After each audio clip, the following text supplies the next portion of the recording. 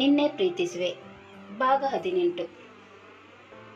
ರಾಘವ್ ಮತ್ತು ಕಾವ್ಯಾಳ ಮದುವೆ ನಿಶ್ಚಯವಾಗಿದ್ದ ವಿಷಯ ಛಾಯಾಳಿಗೂ ಕೂಡ ತಿಳಿಯಿತು. ಈ ವಿಷಯ ಕೇಳಿ ಅವಳು ಕೋಪದಿಂದ ಕುದಿಯತೊಡಗಿದಳು. ಹೇಗಾದರೂ ಮಾಡಿ ರಾಘವ್ ಮದುವೆಯಾಗುವುದನ್ನು ತಪ್ಪಿಸಬೇಕೆಂದು ಪ್ಲಾನ್ ಮಾಡತೊಡಗಿದಳು. ಇಲ್ಲ, ನಾನು ಸೋಲ್ಬಾರ್ದು. ರಾಘವನಿಗೆ ಚಾಲೆಂಜ್ ಬೇರೆ ಮಾಡಿ ಬಂದಿದ್ದೀನಿ. ಅವನ ಮದುವೆ ನನ್ನ ಜೊತೆ ಬಿಟ್ಟು ಬೇರೆ ಯಾರ ಜೊತೆನೂ ಆಗಬಾರ್ದು ಅಂತ. ಅವನು ಏನಿದ್ರು ನನ್ನ ಗಂಡನೇ ಆಗಬೇಕು ಹೊರತು ಬೇರೆಯವ್ರ ಗಂಡ ಆಗಬಾರ್ದು. ಅವನು ಏನಾದರೂ ಬೇರೆಯವಳನ್ನು ಮದುವೆ ಆದ್ರೆ ನಾನು ಅವನು ಸುಮ್ಮನೆ ಬಿಡಲ್ಲ. ಅವನ ಜೀವನನೇ ಸರ್ವನಾಶ ಮಾಡಿಬಿಡ್ತೀನಿ. ನನಗೆ ಸಿಗೋದವನು ಬೇರೆ ಯಾರಿಗೂ ಸಿಗಬಾರ್ದು. ತುಂಬ ಕೊಬ್ಬಿನಿಂದ ಮಾತಾಡ್ತಾನಲ್ವಾ, ಅವನು ಕೊಬ್ಬನಲ್ಲೇ ಇಳಿಸೋದೇ ನನ್ನ ಮುಂದಿನ ಗುರಿ. ಮೊದಲು ಅವನು ಮದುವೆ ಆಗ್ತಾ ಇರೋ ಹುಡುಗಿಯನ್ನು ಭೇಟಿ ಮಾಡಬೇಕು. ಅವಳ ಹತ್ತಿರ ಇವನ ಬಗ್ಗೆ ಎಲ್ಲ ಹೇಳ್ಕೊಳ್ಬೇಕು. ಯಾರಿಗೊತ್ತು ಅವಳಿಗೆ ಇವನು ಮೆಂಟಲ್ ಪೇಷಂಟ್ ಆಗಿದ್ದ ವಿಷಯ ಗೊತ್ತಿದೆಯೋ ಇಲ್ವೋ?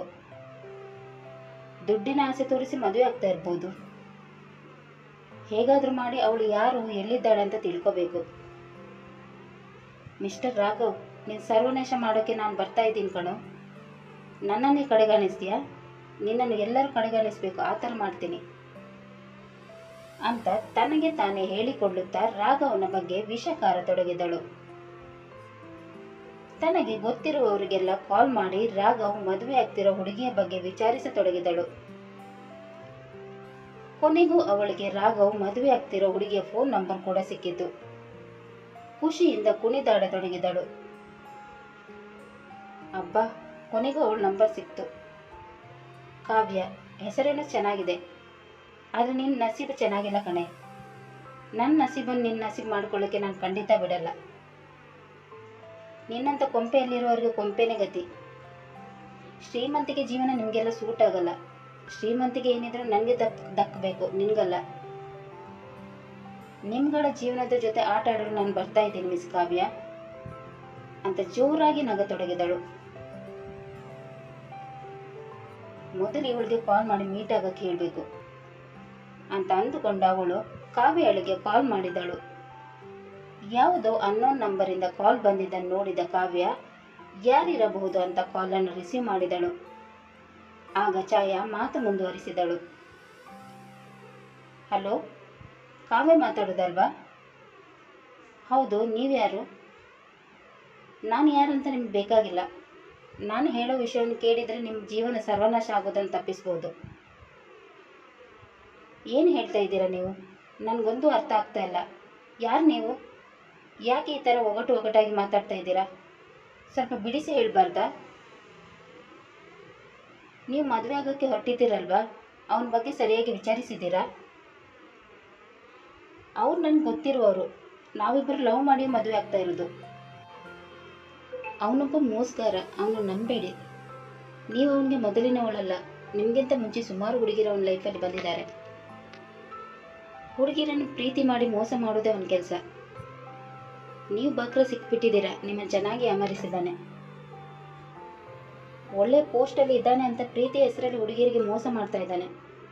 ನೀವು ಹುಷಾರಾಗಿರಿ. ಹುಷಾರಾಗಿರೋದಕ್ಕಿಂತ ಈ ಮದುವೆನ ಕ್ಯಾನ್ಸಲ್ ಮಾಡಿದರೆ ಒಳ್ಳೆಯದು.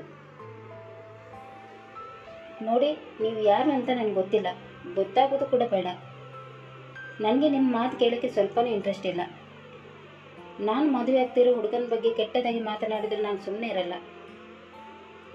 ನನ್ನ ಹುಡುಗ ಏನು ಅಂತ ನನಗೆ ಗೊತ್ತು. ನಿಮ್ಮಿಂದ ಕೇಳಿ ತಿಳಿದುಕೊಳ್ಳುವ ಅವಶ್ಯಕತೆ ನನಗಿಲ್ಲ. ನಾನು ನನ್ನ ಹುಡುಗನ ಸಂಪೂರ್ಣವಾಗಿ ನಂಬ್ತೀನಿ. ನೀವೇನು ಕಾಲ್ ಕಟ್ ಮಾಡ್ಬೋದು. ಸರಿ, ನಿಮಗೆ ನಿಮ್ಮ ಹುಡುಗನ ಮೇಲೆ ಸಂಪೂರ್ಣ ನಂಬಿಕೆ ಇದೆ ಅಲ್ವಾ? ಆದರೆ ಅವನ ಬಗ್ಗೆ ನಿಮಗೆ ಇನ್ನೊಂದು ವಿಷಯ ಗೊತ್ತಿರೋಕ್ಕಿಲ್ಲ. ಅವನೊಬ್ಬ ಹುಚ್ಚು ಹಿಡಿದು ಬೀದಿ ಬೀದಿ ಅಲೆಯುತ್ತಿದ್ದಂತೆ. ಯಾರೋ ಅವನನ್ನು ಆಸ್ಪತ್ರೆಗೆ ಸೇರಿಸಿ ಟ್ರೀಟ್ಮೆಂಟ್ ಕೂಡ ಕೊಡಿಸಿದ್ರಂತೆ. 100% ಶೋರ್ ಈ ವಿಷಯ ನಿಮ್ಗೆ ಗೊತ್ತಿರೋಕ್ಕಿಲ್ಲ. ಇಂಥವ್ನನ್ನು ಮದುವೆ ಆಗೋಕ್ಕೆ ಹೊರಟಿದ್ದೀರಾ? ನಿಮ್ಮ ಮುಂದಿನ ಜೀವನದ ಬಗ್ಗೆ ನಿಮಗೆ ಚಿಂತೆ ಇಲ್ವಾ? ಅವರು ಮಾನಸಿಕ ಸಂತುಲನವನ್ನು ಕಳೆದುಕೊಂಡಿದ್ದು ನಿಜ, ಆದರೆ ಈಗ ಅವರು ಸರಿಯಾಗಿದ್ದಾರೆ ಅನ್ನೋದು ಅಷ್ಟೇ ನಿಜ. ಅದು ಯಾವಳು ಅವರನ್ನು ಪ್ರೀತಿಸಿ ಅವರಿಂದ ಎಲ್ಲನೂ ಕಿತ್ಕೊಂಡು ಕೊನೆಗೆ ಮೋಸ ಮಾಡಿ ದುಡ್ಡಿರುವವನನ್ನು ಮದುವೆ ಆದ್ಲಂತೆ. ಆದರೆ ಅವಳ ಗಂಡ ಉಂಡಾಡಿ ಗುಂಡನಂತೆ. ಅವಳಂತ ದನದ ಪಿಸಾಚಿಗೆ ಹಾಗೇ ಆಗಬೇಕು. ಕಾವ್ಯಾಳ ಮಾತು ಕೇಳಿದ ಛಾಯಾಳ ಪಿತ್ತ ನೆತ್ತಿಗೇರಿತು. ಕಾವ್ಯಾಳಿಗೆ ಬೈಯಬೇಕೆಂದು ಬಾಯಿ ತೆರೆದು ಮತ್ತೆ ಸುಮ್ಮನಾದಳು. ಮತ್ತೆ ಕಾವ್ಯ ಮಾತು ಮುಂದುವರಿಸುತ್ತಾ, ಹೌದು, ನೀವ್ಯಾಕೆ ನನ್ನ ಹುಡುಗನ ಬಗ್ಗೆ ಸುಳ್ಳು ಆರೋಪ ಮಾಡ್ತಾ ಇದ್ದೀರಾ? ನಿಮ್ಗೆ ಗೊತ್ತಾ ಅವರು? ಗೊತ್ತಾ ಏನು? ಅವನಿಂದ ಮೋಸ ಹೋದ ಹುಡುಗಿರಲ್ಲಿ ನಾನು ಕೂಡ ಒಬ್ಳು. ಅವನೊಬ್ಬ ವುಮನೈಸರ್. ಅವನು ಸರಿ ಇಲ್ಲ. ಅವನನ್ನು ಮದುವೆ ಆದರೆ ನಿಮ್ಮ ಜೀವನ ಕೂಡ ಹಾಳಾಗುತ್ತೆ.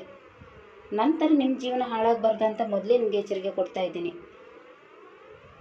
ನೀವು ಈ ಮದುವೆಯನ್ನು ನಿಲ್ಲಿಸ್ಬಿಡಿ, ಆಗಲೇ ನಿಮಗೆ ಒಳ್ಳೆಯದಾಗುತ್ತೆ.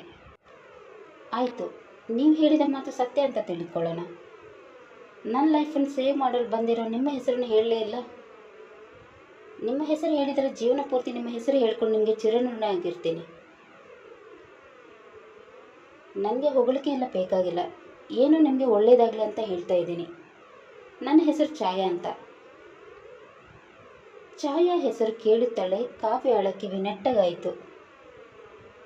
ಅವಳ ಹೆಸರು ತಿಳಿದುಕೊಳ್ಳಬೇಕು ಅಂತಾನೆ ಈ ರೀತಿ ನಾಟಕ ಮಾಡಿದ್ದಳು.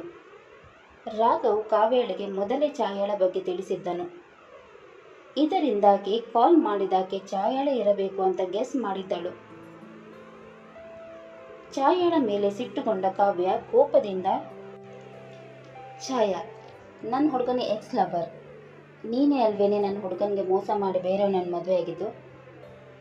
ನಿನ್ನಿಂದಲೇ ನನ್ನ ಹುಡುಗ ಮಾನಸಿಕ ಸಂತುಲನ ಕಳೆದುಕೊಂಡಿದ್ದಲ್ವಾ? ಇದೆಲ್ಲ ನನಗೆ ಹೇಗೆ ಗೊತ್ತಾಯ್ತು ಅಂತ ಅಂದ್ಕೊಂಡಿದ್ಯಾ? ನನ್ನ ಹುಡುಗ ಮೊದಲೇ ನನಗೆ ನಿನ್ನ ಬಗ್ಗೆ ಎಚ್ಚರಿಸಿದ್ದ. ದುಡ್ಡು ಸಿಗುತ್ತೆ ಅಂತ ಯಾರನ್ನು ಬೇಕಾದರೂ ಕಟ್ಕೋತೀಯಲ್ವಾ? ಥೂ, ನಿನ್ನ ಜನ್ಮಕ್ಕೆ. ನೀನು ಒಂದು ಹೆಣ್ಣಾಗಿ ಇನ್ನೊಂದು ಹೆಣ್ಣಿನ ಬಾಳು ಹಾಳು ಮಾಡೋಕ್ಕೆ ಹೊರಟಿದ್ಯಾ? ನಿಂಗೆ ಒಂಚೂರು ಮನುಷ್ಯತ್ವ ಅನ್ನೋದೇ ಇಲ್ವೇನೆ? ನನ್ನ ಹುಡುಗನ ಬಗ್ಗೆ ಇಲ್ಲ ಸಲ್ಲದೆ ಹೇಳಿಬಿಟ್ರೆ ನಾನು ಅದನ್ನು ನಂಬ್ಕೊಂಡು ಬಿಡ್ತೀನಿ ಅಂತ ಅಂದ್ಕೊಂಡಿದ್ಯಾ? ನಾನು ಅವ್ರ ದುಡ್ಡಿನಿಂದ ಹೋದವಳು ಅಲ್ಲ ಕಣೆ, ಅವ್ರ ಮನಸ್ಸಿನಿಂದ ಹೋದವಳು. ಅವರ ನಿಷ್ಕಲ್ಮಶ ಮನಸ್ಸು ನೋಡಿ ಅವರನ್ನು ಪ್ರೀತಿ ಮಾಡಿದ್ದು. ನಿನ್ನಂಥ ದನದಾಯಿಗೆ ಅದೆಲ್ಲ ಎಲ್ಲಿ ಗೊತ್ತಾಗುತ್ತೆ? ಪ್ರೀತಿ ಅರ್ಥ ಏನಂತ ಆದರೂ ನಿನ್ಗೆ ಗೊತ್ತಾ? ಗೊತ್ತಿದ್ದರೆ ಹೀಗೆ ಒಂದು ಹುಡುಗನ ಬಾಳಲ್ಲಿ ಆಟ ಆಡಿ ಅವರ ಜೀವನವನ್ನು ಹಾಳು ಮಾಡ್ತಾ ಇರಲಿಲ್ಲ. ಇನ್ನೊಂದ್ಸಲ ನನ್ನ ಹುಡುಗನ ತಂಟೆಗೆ ಬಂದರೆ ನಾನು ಸುಮ್ಮನೆ ಇರಲ್ಲ ಕಣೆ, ನಿನ್ನ ಬಾಯಿಗೆ ಬರೆ ಹಾಕ್ಬಿಡ್ತೀನಿ. ನನ್ನ ಹುಡುಗ ನಿನ್ನನ್ನು ನಮ್ಮ ಮದುವೆಗೆ ಕರೆದಿದ್ದಾರಂತೆ ಅಲ್ವಾ? ಈಗ ನಾನು ಕೂಡ ಕರೀತಿದ್ದೇನೆ. ತಪ್ಪದೆ ನಮ್ಮ ಮದುವೆಗೆ ಬಂದು ಹೊಟ್ಟೆ ತುಂಬ ಊಟ ಮಾಡ್ಕೊಂಡು ಹೋಗು. ಅದನ್ನು ಬಿಟ್ಟು ನನ್ನ ಹುಡುಗ ಸರಿ ಇಲ್ಲ ಅಂತ ಯಾರ ಹತ್ರ ಆದರೂ ಹೇಳ್ಕೊಂಡು ಬಂದರೆ ನಿನ್ನ ಚರ್ಮ ಸುಡಿದು ಬಿಡ್ತೀನಿ, ಹುಷಾರ್. ಏನೇ ನನಗೆ ಧಮಕಿ ಹಾಕ್ತಾ ಇದೆಯಾ? ಈ ಛಾಯಾಳನ್ನು ಎದುರು ಹಾಕ್ಕೊಂಡ್ರೆ ಏನಾಗುತ್ತೆ ಅಂತ ಇನ್ನೂ ನಿನ್ಗೆ ಗೊತ್ತಿಲ್ಲ. ಸುಮ್ಮನೆ ಮದುವೆ ಕ್ಯಾನ್ಸಲ್ ಮಾಡ್ಕೊಂಡು ತೆಪ್ಪಗೆ ಮನೆಯಲ್ಲಿ ಬಿದ್ದಿರು. ಇಲ್ಲ ಅಂದರೆ ನೀನು ನರಕ ಅನುಭವಿಸ್ತೀಯ. ನರಕ ಅನುಭವಿಸೋ ಥರ ನಾನು ಮಾಡ್ತೀನಿ. ಅವನಿಗೆ ಮದುವೆ ಏನಿದ್ರು ನನ್ನ ಜೊತೆನೆ. ಇಲ್ಲ ಅಂದರೆ ಅವನ ಜೀವನ ನರಕ ಆಗುತ್ತೆ. ಅವನ ಜೊತೆ ನೀನು ಕೂಡ ನರಕ ಅನುಭವಿಸ್ತೀಯ. ಸಾಕು, ಮುಚ್ಚಿ ಬಾಯಿ. ನಿನ್ನಂಥವ್ರನ್ನ ಎಷ್ಟು ಜನರನ್ನು ನೋಡಿಲ್ಲ. ನನ್ನ ಹುಡುಗನ ಜೀವನವನ್ನೇ ನರಕ ಮಾಡ್ತಾಳಂತೆ. ಒಂದ್ಸಲ ಮುಟ್ಟಿ ನೋಡೋರನ್ನು. ಅವರನ್ನು ಮುಟ್ಟಬೇಕು ಅಂದರೆ ಮೊದಲು ನನ್ನನ್ನು ಎದುರಿಸ್ಬೇಕಾಗುತ್ತೆ. ಅಷ್ಟು ತಾಕತ್ತಿದ್ರೆ ಮೊದಲು ನನ್ನನ್ನು ಎದುರಿಸಿ ಆಮೇಲೆ ಅವ್ರ ಬಳಿ ಹೋಗುವಂತೆ. ನನಗೆ ತುಂಬ ಕೆಲಸ ಇದೆ. ನಿನ್ನ ಜೊತೆ ಮಾತನಾಡಿ ಟೈಮ್ ವೇಸ್ಟ್ ಮಾಡೋಕ್ಕೆ ನನಗೆ ಪುರ್ಸೊತ್ತಿಲ್ಲ.